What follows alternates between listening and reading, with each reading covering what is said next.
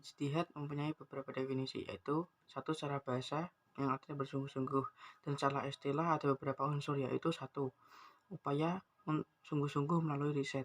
Yang kedua adalah dilakukan oleh mujtahid dengan syarat mujtahid itu menguasai bahasa Arab, menguasai ayat dan hadis hukum, menguasai metode ijtihad, dan harus paham masalah yang dihadapi.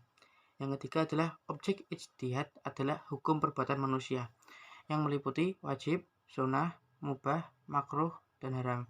Yang keempat adalah dilakukan dengan metodologi tertentu.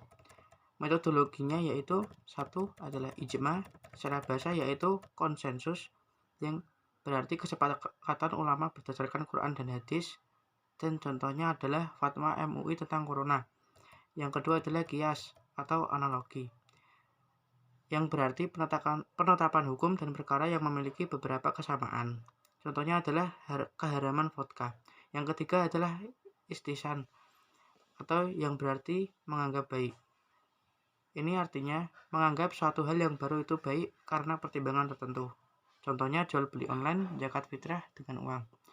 Yang keempat adalah istisab, yang berarti hukum asal. Definisi istisab sendiri adalah tetap berlaku suatu keadaan selama belum ada yang mengubah. Contoh, orang yang punya hutang lupa sudah membayar hutangnya atau belum. Yang kelima adalah istislah, yaitu pertimbangan maslahat. Arti istilah sendiri adalah menetapkan hukum yang tidak ada dalam nas dan ijma.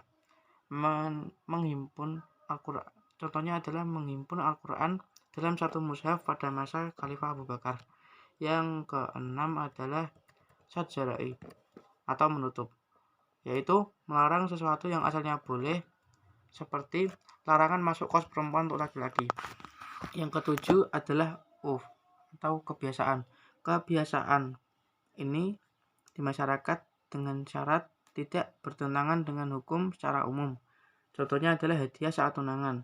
Yang kedelapan adalah qaul sahabi atau pendapat atau ijtihad Nabi Muhammad SAW, yang contohnya adalah Siti Aisyah berpendapat bahwa meskipun seseorang sudah bukan lagi bayi tetapi masih bisa menjadi mahram dengan seorang wanita lewat penyusuan. Yang kelima untuk istilah adalah bersumber pada Al-Quran dan Sunnah.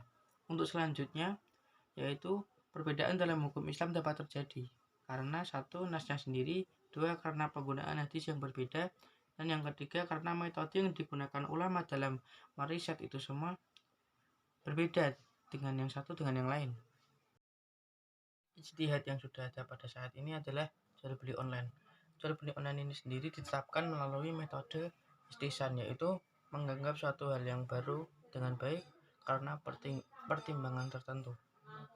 Dan juga dengan syarat jual beli online ini sendiri tidak bertentangan dengan hukum yang sudah berlaku. Nafsu itu sendiri sudah ada dalam diri kita. Tapi nafsu itu bukan untuk dibesarkan atau dikecilkan, namun untuk dikendalikan. Kita memiliki akal dan pikiran, harus digunakan secara baik agar hawa nafsu tidak mengendalikan jiwa kita.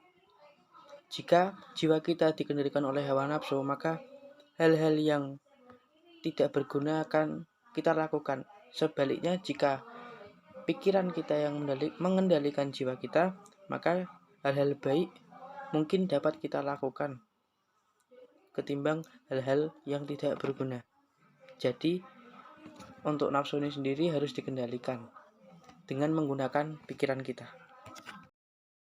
Dalam surat Az-Zariyat ayat 56 yang berbunyi, "Dan aku tidak menciptakan jin dan manusia melainkan supaya mereka mengabdi kepadaku." Jadi desain manusia di sini adalah makhluk pengabdi. Kita disiapkan Allah menjadi hambanya. Alasan lain mengapa umat Islam harus beribadah kepada Allah, yaitu untuk mendapatkan kesuksesan, yaitu ketakwaan. Takwa merupakan proses yang harus dijalani oleh seseorang. Itu sebabnya takwa tidak akan pernah ada akhirnya, sehingga menuntut manusia selalu beribadah kepada Allah, bertakwa agar manusia mendapatkan keuntungan hingga akhirat nanti. Islam adalah agamaku.